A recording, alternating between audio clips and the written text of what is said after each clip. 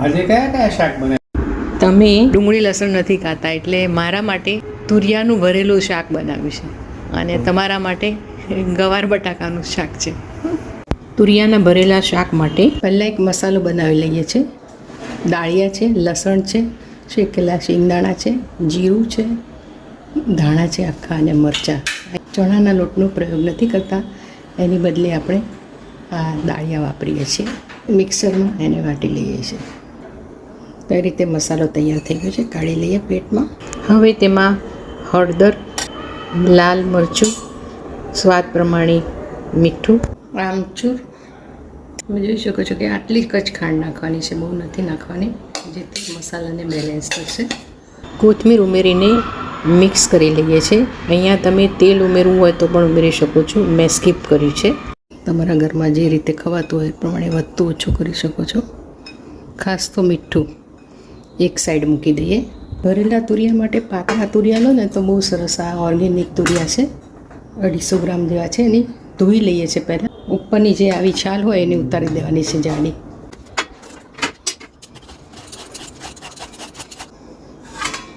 હવે આના નાના કપડા ઘણા અંદરનું ઘર કાઢીને પણ ભરતા હોય છે, પણ મેં આમ જ રાખ્યા છે.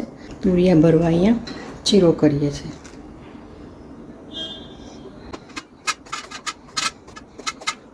મસાલો ભરી દઈએ છીએ.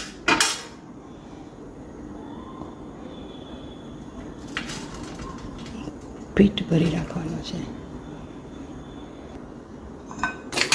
વધેલા મસાલાને સાઈડમાં મૂકી દઈએ છીએ.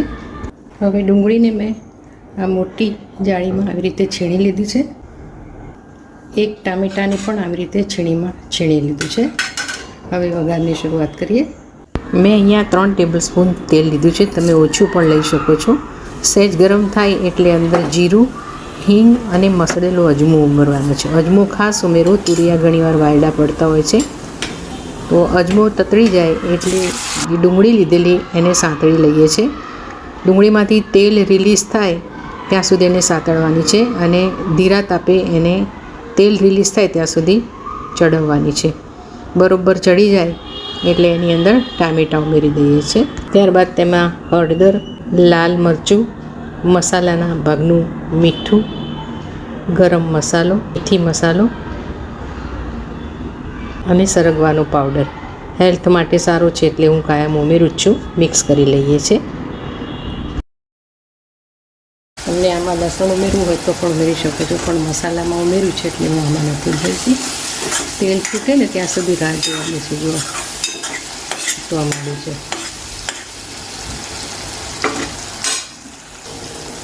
હવે 1 કપ જેવું ગરમ પાણી ઉમેરીએ છીએ. હવે જો આ પાણી ઉકળવા માંડ્યું છે ને એટલે હવે આ તુરિયા મૂકી દઈએ છીએ આપણે. એકદમ હળવા હાથે ઉમેરવાના છે. તુરિયા બહુ ઝડપથી ચડી જતા હોય છે અને ઉકળે ત્યારે જ ઉમેરવાના. અને ઢાંકણ ઢાંકીને થવા દઈએ છીએ. તાપ ધીરો રાખવાનો છે. 5 મિનિટ પછી એને ચેક કરવાનું છે. જો તમારે હલાવવું હોય ને તો ધીરે ધીરે આમાં ખસકાવવાના છે, કારણ કે બહુ સોફ્ટ હોય છે અને આ શાક તૂટી જશે, આખું નહીં રહે. એટલું ખાસ ધ્યાન રાખવાનું. હજુ થોડાક ચડાવવાની જરૂર છે. લગભગ 8 થી 10 મિનિટમાં આ ચડી જાય છે. ઢાંકીને ફરીથી થવા દઈએ. વાવ, ચડી જાય છે.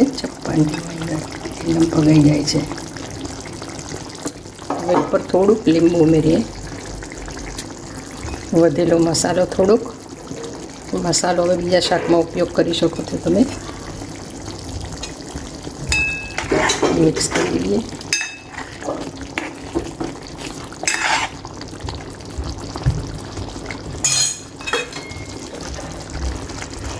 કોથમીર ઉમેરીને શું કરીએ. જોઈ શકો છો કે બધું તેલ છૂટું પડવા માંડ્યું છે. તો સરસ મજાનું આ તુરિયાનું શાક જે લોકોને ભરેલું ન ખાવું હોય તો એ તો ગ્રેવી તો ચોક્કસ ખાઈ શકે છે અને ફટાફટ બની જાય છે.